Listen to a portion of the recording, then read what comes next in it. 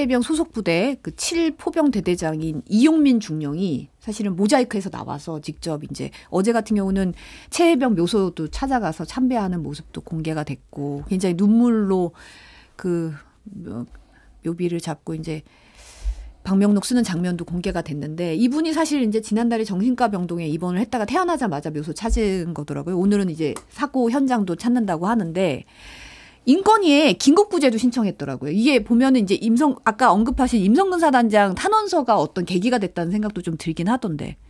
그 지금 저분이 이제 지금 현직이시잖아요. 네. 근데 현직 그 중령 한 사람을 군대 내에서 바보 만들기를 한 겁니다. 모든 인간관계 다 끊어버리고 그리고 조문도 못 가게 하고 심지어 그러니까 인간적으로 고통을 안 받을 수 없는 그런 상황인데 저는 군에서 어떻게 이런 일이 일어날 수 있을지 보수라는 사람들이 어떻게 저런 거를 감싸고 옹호하는지 이해가 안 되고요. 지금은 모르긴 몰라도 군심이 굉장히 들끓고 있을 겁니다. 예비역 해병대원들뿐만 아니라 지금 현직들 같은 경우에 저분도 현직이잖아요. 나도 적골 당할 수 있다. 그런데다가 임성근 그 사단장이라는 분이 저는 그분이 어쩌다가 사단장까지 됐는지 모르겠는데 그 해명문이라고 쓴 걸 보십시오. 그 다 변명이잖아요. 그냥 내 책임 아니라는 얘기만 하고 있는 거고 저는 그분도 그렇고 해병대 사령관도 그렇고 그 정도 직위에 있는 사람들이면 본인이 했던 행위에 대해서 뭔가 책임 있는 얘기를 해야 되는데 전혀 책임질 줄도 모르는 사람들이고 물론 뭐 본인들도 시키는데 어떡하냐 찍어 누르는데 어떡하냐 그럼 솔직히 그렇다고 얘기를 하든가 저는 이게 나중에 이제 저분들도 다 이 법적 정치적 책임을 져야 될 거라고 봐요. 저는 사실은 이제 군인이 국가가 필요할 때 군말 없이 죽어주도록 훈련이 되는 존재라는 그 탄원서의 말이 너무 좀 충격적이었어요. 우리나라의 그 과거에 이게 그러니까 이제 대한민국이 건국되고 역사가 다른 나라보다는 좀 짧잖아요. 짧은데 또 군의 역사라는 게 있어요. 군이 정치에 깊이 또 개입이 돼가지고 그렇죠. 우리가 군사 권위주의 정권을 또 경험하기도 했고 거기서 또 이제 군인이 악마화 돼가지고 더 이상 이제 정치에 개입하지 못하도록 또 여러 가지 시스템이 만들어지는 과정에서 군인이 정치에 개입하지 않는 것뿐만 아니라 군인 정신이라는 것도 그냥 전부 없어져 버린 것 같아요. 거의 거세가 된 것 같아요.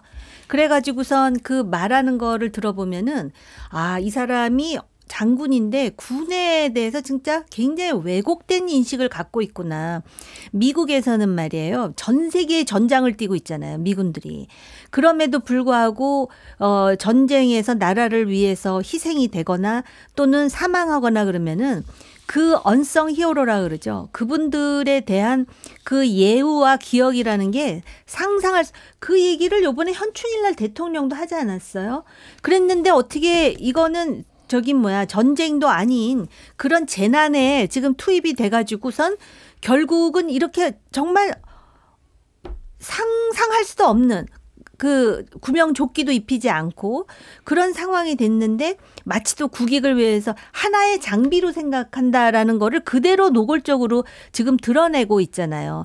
미국의 그 유명한 장군이 무슨 말을 하냐면은 No American left behind. 그러니까 어떤 미군도 예를 들어서 외국에서 이제 그런 그 임무를 수행하다가 죽거나 사라지면은 그냥 잊혀지지 않는 거예요. 진짜 손가락 뼈라도 다 추려서 갖고 와가지고 예우하고 인정해주고 존경하고 그런다는 건데 마치 또 이거는 무슨 군사 장비 무슨 나사 소부장을 다루듯 하는 이런 말을 탄원서에 썼다라는 게 전 진짜 상상이 안 돼요. 그리고 마치 또 탄원서의 내용을 보면은 자기 부하들을 어쨌든 좀 자기는 책임에서 이렇게 빠지는 거 아니에요.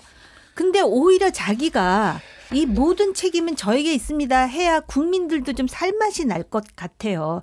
그러니까 군이라든지 국익과 관련해서 이건 보수 진보도 사실은 없는 건데 이렇게까지 근데 왜 이런 사람을 그 대통령실에서 지금 어쨌든 그 외압을 통해서 비호했다라는 그런 인식을 받고 있는데 의혹을 갖고 있는 거죠. 그러면 그거에 대해서 소명을 하든지 그러려면은 빨리 이거를 그 수사를 가속화시키든지 아니면 특검 받겠다고 당당하게 나오든지 해야 되는데 정말 갑갑해요. 근데 분명히 대통령실이나 여당의 딜레마는 있는 것 같아요. 받든 안 받든. 받든 안 받든. 네.